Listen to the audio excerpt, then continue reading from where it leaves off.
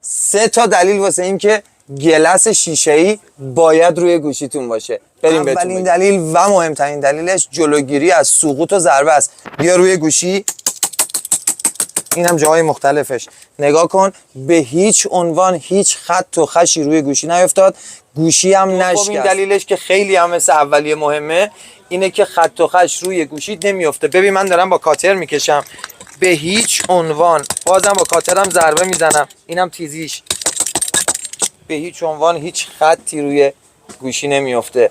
برو بعدی. سومیش حفظ ظاهر و ارزش گوشیته. برای اینکه از سفارش جا نمونی کلمه گلس رو کامنت کن. آقا گلس گوشی ما رو هم داری؟ دارم، بله وایسا اومدم.